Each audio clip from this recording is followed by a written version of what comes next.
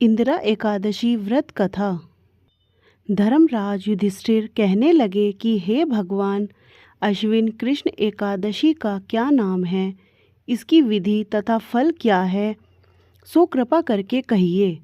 भगवान श्री कृष्ण कहने लगे कि इस एकादशी का नाम इंदिरा एकादशी है। यह एकादशी पापों को नष्ट करने वाली तथा पितरों को अधोगति से मुक्त देने वाली होती है। हे राजन, ध्यानपूर्वक इसकी कथा सुनो। इसके सुनने मात्र से ही वायपेय यज्ञ का फल मिलता है। प्राचीन काल में सतयुग के समय में महिष्मति नाम की एक नगरी में इंद्रसेन नाम का एक प्रतापी राजा धर्मपूर्वक अपनी प्रजा का पालन करते हुए शासन करता था। वह राजा पुत्र पौत्र और धन आदि से संपन्न और विष्णु जी का परम भक्त था। एक दिन जब राजा सुखपूर्वक अपनी सभा में बैठा था तो आकाश मार्ग से महर्षि नारद उतरकर उसकी सभा में आए। राजा उन्हें देखते ही हाथ जोड़कर खड़ा हो गया और विधि पूर्वक आसन व अर्घ्य दिया। सुख से बैठकर मुनि ने राजा से पूछा कि हे राजन, आपके सातों अंग कुशल पूर्वक तो हैं, तुम्हारी बुद्धि धर्म में और तुम्हारा मन विष्णु भक्ति में तो रहता है। देवर्षि नारद की ऐसी बातें सुनकर राजा ने कहा, हे महर्षि, आपकी कृपा से मेरे राज्य में सब कुशल है तथा मेरे यहाँ यज्ञ कर्मादि सुकृत हो रहे हैं। आप कृपा करके अपने आगमन का कारण कहिए। तब ऋषि कहने लगे कि हे राजन, आप आश्चर्य देने वाले मेरे वचनों को सुनो। मैं एक समय ब्रह्मलोक से यमलोक को गया। वहाँ श्रद्धापूर्वक यमराज से पूजित होकर मैंने धर्मशील और सत्यवान धर्मराज की प्रशंसा की।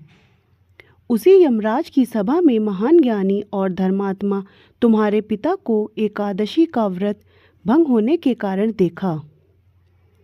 उन्होंने संदेशा दिया, सो मैं तुम्हें कहता हूँ।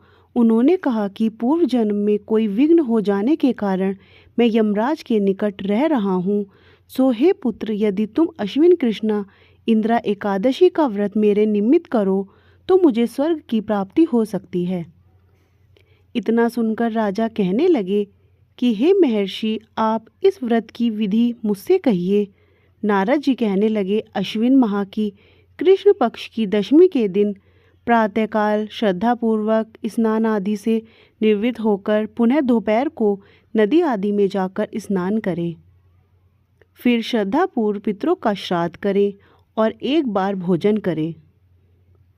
प्रातःकाल होने पर एकादशी के दिन दातुन आदि करके स्नान करें।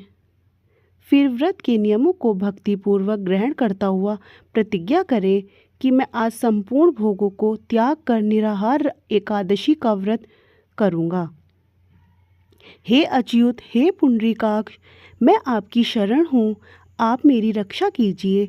इस प्रकार नियम पूर्वक शालिग्राम की मूर्ति के आगे विधि पूर्वक श्राद्ध करके योग्य ब्राह्मणों को फलाहार का भोजन कराएं और दक्षिणा दें। पितरों के श्राद्ध से जो बच जाए उसको सूंघ कर गौ को दे तथा धूप दीप गंध पुष्प नैवेद्य आदि सब सामग्री से ऋषिकेश भगवान का पूजन करें। रात में भगवान के निकट जागरण करें। इसके पश्चात द्वादशी के दिन प्रातःकाल होने पर भगवान का पूजन करके ब्राह्मणों को भोजन कराएं। भाई बंधुओं, स्त्री और पुत्र सहित आप भी मौन होकर भोजन करें। नारद जी कहने लगे कि हे राजन, इस विधि से यदि तुम आलस्य रहित होकर इस एकादशी का व्रत करोगे तो तुम्हारे पिता अवश्य ही स्वर्गलोक को जाएंगे। इतना कहकर नारद जी अंतर्ध्यान हो गए। नारद जी के कथानुसार राजा द्वारा अपने पांडवों तथा दासों सहित व्रत करने से आकाश से पुष्प वर्षा हुई और उस राजा का पिता गरुड़ पर चढ़कर विष्णु लोक को गया।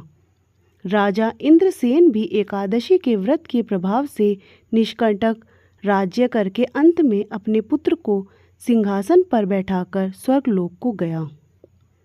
हे युधिष्ठिर, यह इंदिरा एकादशी के व्रत का महात्म्य मैंने तुमसे कहा।